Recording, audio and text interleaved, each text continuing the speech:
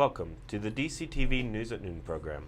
I'm Kelsey Kiesling. And I'm Kendra Cook. The Southwest TV Translator Association underwrites the news show, and Dolores County Broadcasting Network is the producer of DCTV. If you have a news topic or tips you'd like to see covered, give us a call. The studio number is 677-4119. Today's show is live on Wednesday at noon and rebroadcast at 3 and 6 p.m. and again re-aired on Saturday at noon, 3 and 6. Coming up, Supreme Court on New Mexico lawsuit, Galloping Goose expansion, and more. And also another suicide and health care in Colorado with weather, sheriff's roundup, and area happenings. Today is June 28th, 2017, and now the news at noon.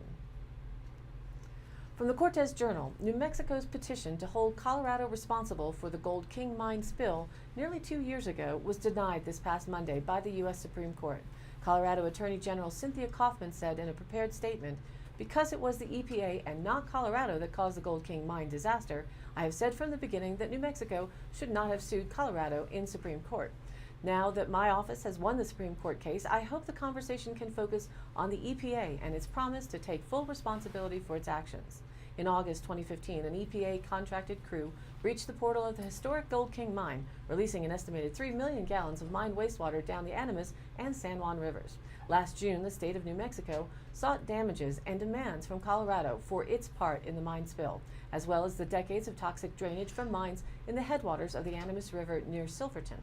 In its lawsuit, New Mexico claimed the Gold King mine spill was the coup de grace of 2 decades of disastrous environmental decision-making by Colorado, for which New Mexico and its citizens are now paying the price.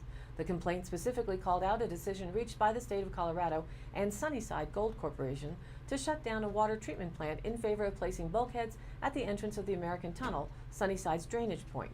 It's believed among most researchers familiar with the Animas watershed that the bulkheads caused the mine pool of the Sunnyside mine to back up and cause other mines to discharge acidic water, namely the Gold King. Regardless, Coffman, in response to the filed complaint, said she tried to resolve the matter without litigation, calling New Mexico's lawsuit against the state unfortunate. The U.S. Supreme Court on Monday, its last day in session this term, declined to hear arguments in New Mexico's case and did not offer an explanation on the decision. Justices Samuel Alito and Clarence Thomas, however, said they would let the motion move forward. The Supreme Court's ruling only limited the venue in which the state of Colorado can be sued for the harm done to New Mexico children, families, and businesses, said James Hallinan, spokesman for New Mexico Attorney General Hector Balderas. Attorney General Balderas will continue to fight for economic, social, and environmental justice until New Mexico is compensated appropriately by all parties responsible for the horrific impacts of the Gold King mine spill. Reported by the Durango Herald, the La Plata County Coroner's Office has identified a man who died by suicide last weekend as Jeffrey Deach of Durango. Deach, age 60, was found dead by hikers about 10 a.m. Sunday on a trail between Haviland and Electra Lakes. He died from an apparent self-inflicted gunshot wound, said La Plata County Coroner Jan Smith. A pistol was found in the area. No foul play is suspected, she said. Deach, a former attorney, was the playwright and director of Lies, Shame, and Self-Medication, a Durango love story, a collection of 7 one-act plays about moral ambiguity and how people deal with it. The plays were presented in May 2014 at the Henry Strader Theater. "This play is my reflection of not only life in Durango, but on American life," he said in a 2014 interview uploaded on Vimeo. An autopsy is scheduled for today. From the Cortez Journal report, McPhee Reservoir is seeing increased use this summer because of decreased opportunities for motorized boating on other southwest Colorado reservoirs that have been closed to guard against the introduction of aquatic nuisance species, according to the San Juan National Forest. And to accommodate boaters during the 4th of July holiday, the inspection station for the House Creek boat ramp will extend its hours to 6 a.m. to 8 p.m. Friday through Tuesday, the forest said in the news release. The inspection station at the more crowded McPhee boat ramp will remain open 7 days a week from 6 a.m. to 8 p.m. All other access points to McPhee Reservoir have been gated to prevent uninspected boats from entering the reservoir. McPhee is one of a few reservoirs in southwest Colorado with mussel inspection stations that allow for motorized boating, public affairs specialist Ann Bond said in the news release. The McPhee boat ramp has seen an 85% increase in inspections this summer from last year. Because of the increased usage, parking areas and boat ramps are experiencing congestion, especially on weekends. The U.S. Forest Service urges visitors to use parking areas and ramps as efficiently as possible to lessen congestion. The Forest Service encourages boaters to prep their craft before launching to reduce time at the ramp and to follow traffic signs to ensure safety for all visitors. Boaters who park vehicles without trailers are asked to use overflow parking areas to leave the larger parking areas available for trailers. Weekday users will find less crowded conditions. Weekend users are encouraged to use the House Creek boat ramp, which is often less crowded. Inspection stations are working smoothly, with previously inspected boats carrying documentation and tags moving through the process within 10 minutes. Boats that have not been cleaned, drained, and dried and require decontamination procedures are urged to enter inspection stations during weekdays because the decontamination process takes more time. For more information, contact Tom Rice at 882-6843. Reported by the Durango Herald, a studio filmed a documentary in Cortez and Mesa Verde National Park this week to focus on the search and rescue efforts surrounding the disappearance of Mitchell Dale Stelling, age 51, in 2013.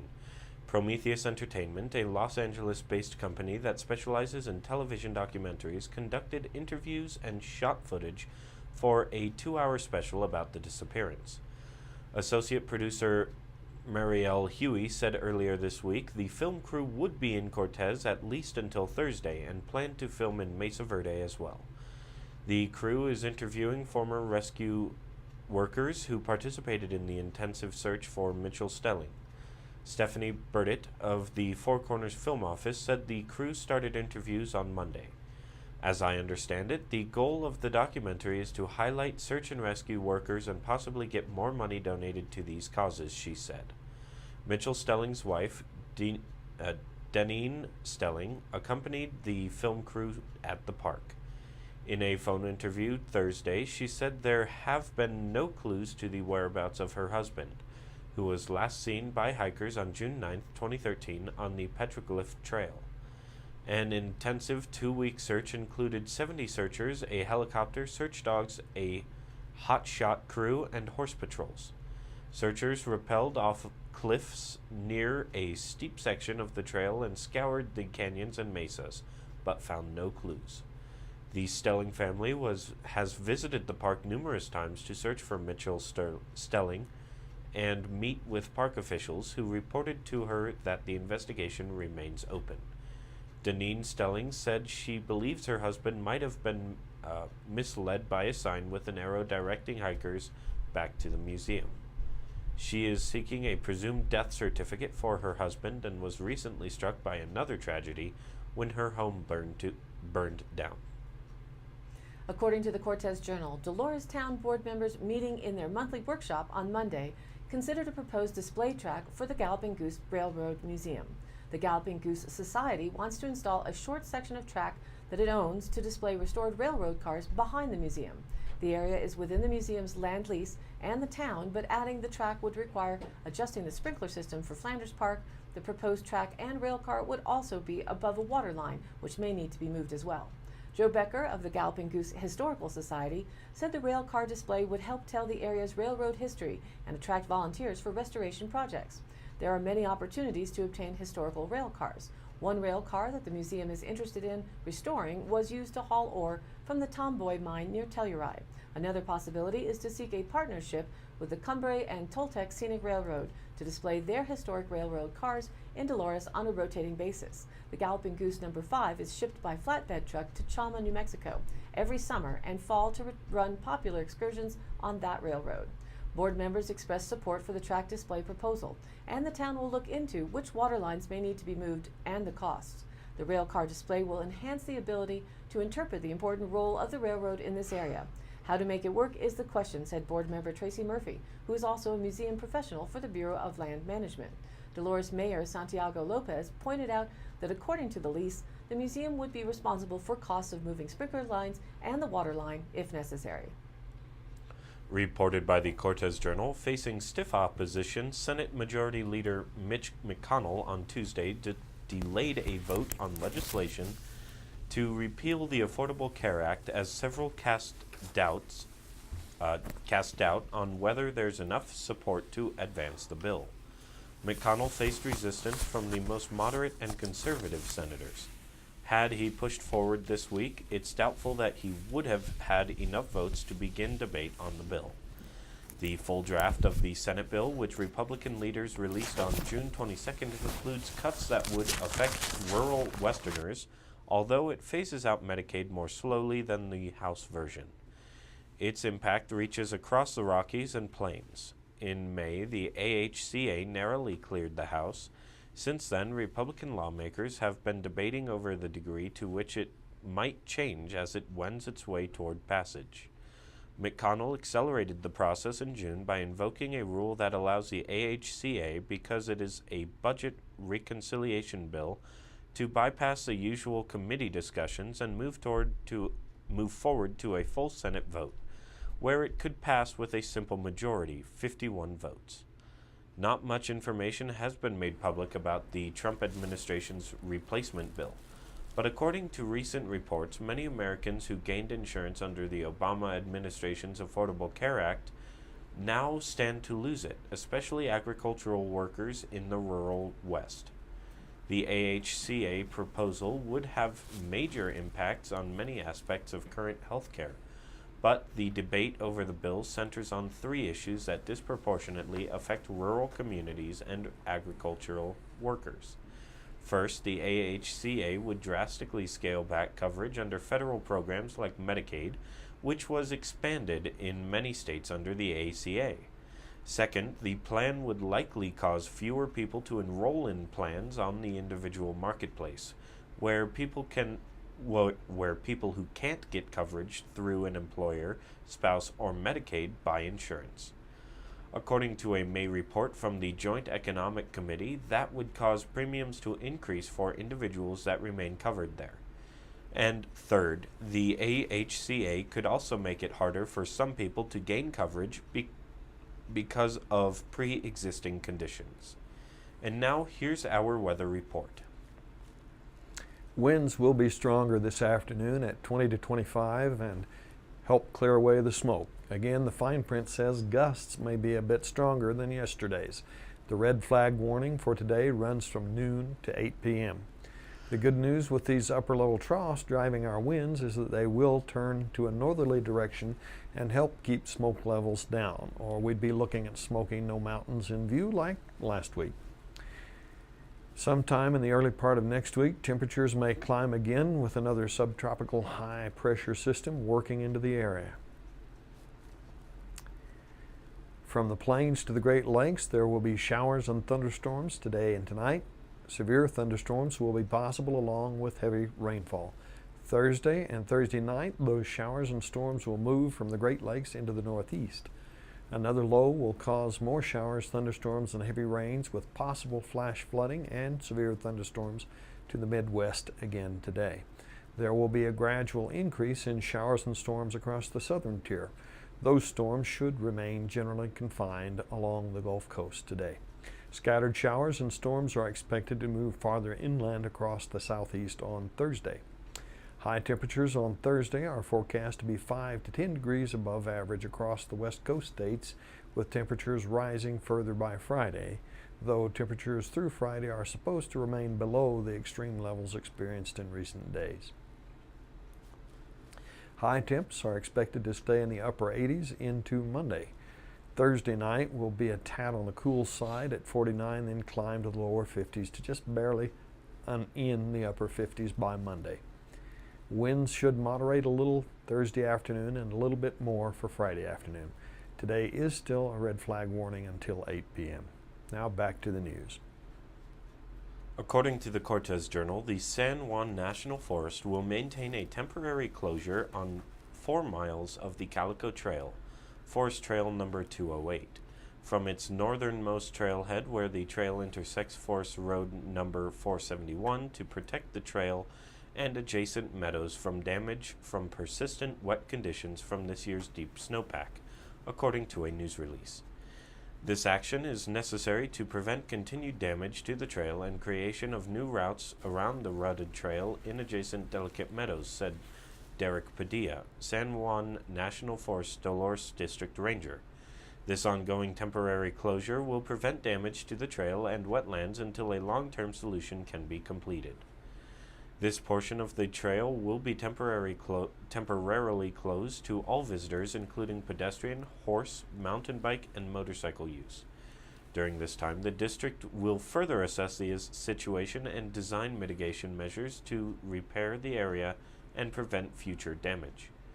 The remaining portions of the Calico Trail, about 15 miles northwest of Rico, will remain open and accessible from the east and west Fall Creek trails, San Juan National Forest Trails 640 and 648.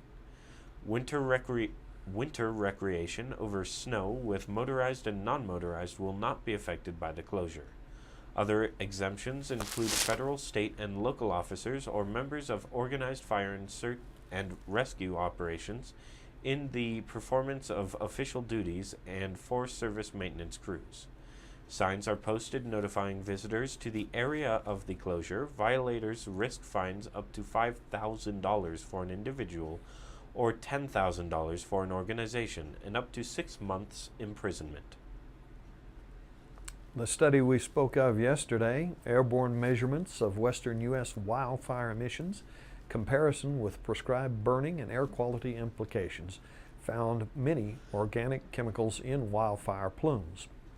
Technological advancements allowed researchers to detect certain nitrates in the smoke for the first time. Strangely, burning biomass does not appear to be a dominant source of these chemical pollutants. The major findings of the study involved fine particles. Particulate matter, some of which contains oxidants that cause genetic damage, are in the resulting aerosols. They can drift over long distances into populated areas. People are exposed to harmful aerosols from industrial sources, but fires produce more aerosol per amount of fuel burned. Cars and power plants with pollution controls burn things much more cleanly. Various aerosols also rise into the atmosphere. Their net effect on global warming or cooling is still unclear. Some aerosols reflect sunlight away from the Earth, and others trap warmth in the atmosphere. As global warming pushes wildfires to grow in size and number, the ensuing pollution stands to grow along with them. The study suggests stepping up professionally controlled man-made burnings may help cut these emissions, and the study says they appear to produce far less pollution per unit area than wildfires. So there you have it. Again, the prescribed burns may indeed be the lesser evil. Bob Yokelson, an atmospheric scientist at the University of Montana in Missoula, says a prescribed fire might burn 5 tons of biomass fuel per acre, and a wildfire might burn 30. The study shows that wildfires also emit 3 times more aerosol per ton of fuel burned than prescribed fires. More needs to be known about professional prescribed burning emissions, however. But this new research makes it clear wildfires burn much more and pollute much more. The researchers do not recommend the burning of biomass by inexperienced people. It contributes to air pollution and can trigger tragic blazes, including wildfires. Experiments like these in real natural disasters are uncommon, not only because of the rarity of assembling such great instruments and taking them airborne. The flights also can be dangerous. Plumes are not only filled with toxins, but their turbulence tosses planes around, shaking up technology and researchers.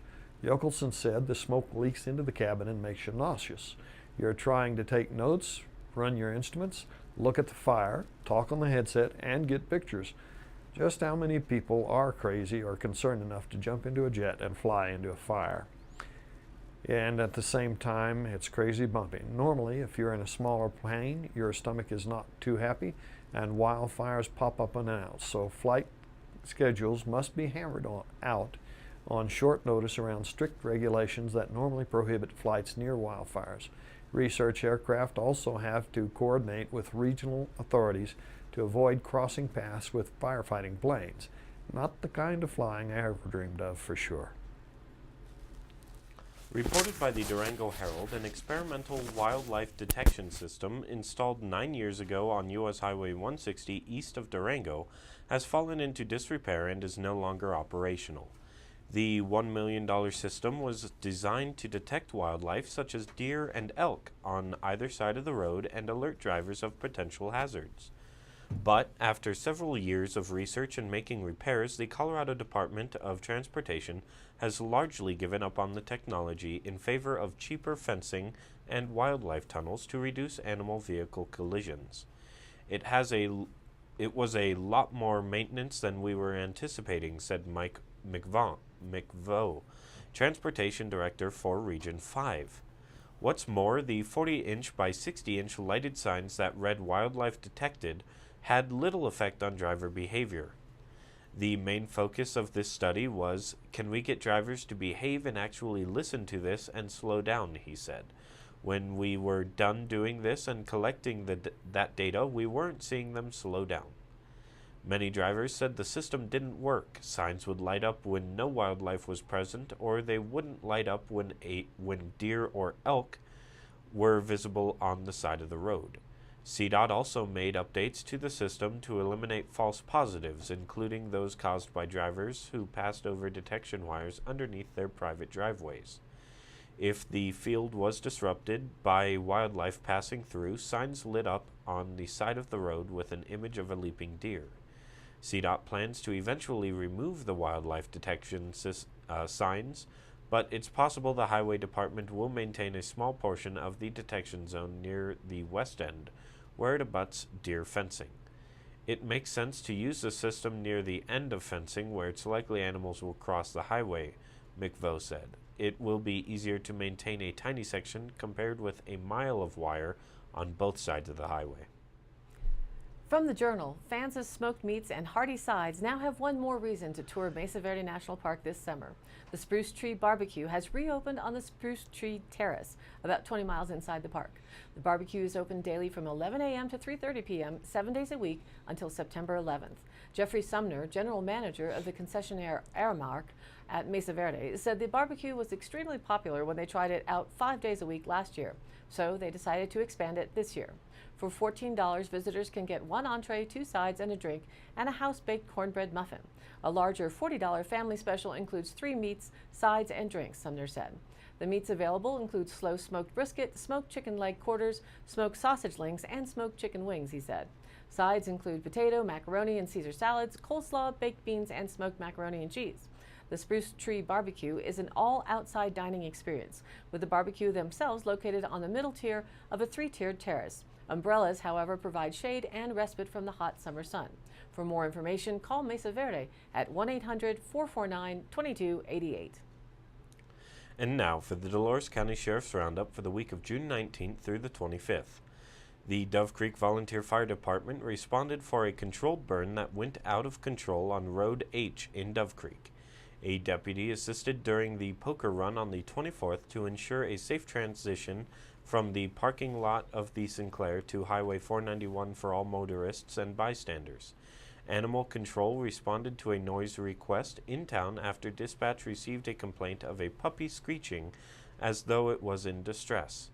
While on routine patrol, a deputy reported a dog at large in town. Animal Control was contacted. Several reports were made following a series of loud pops. A deputy responded and located town residents setting off bottle rockets. The residents were unaware that it was illegal for any fireworks to leave the ground in the town and county without special permits. A deputy responded to investigate a county resident's report of the smell of smoke coming from the area of a previously fought fire. The deputy visually confirmed that there was a tree that appeared to be reigniting.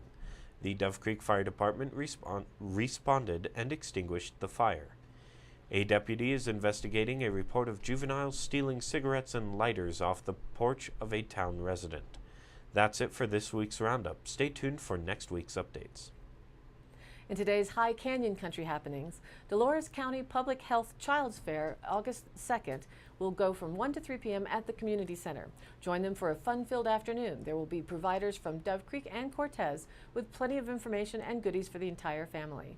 Learn what resources are available in our area and how they can help you and your family. For more info, call 677-2387.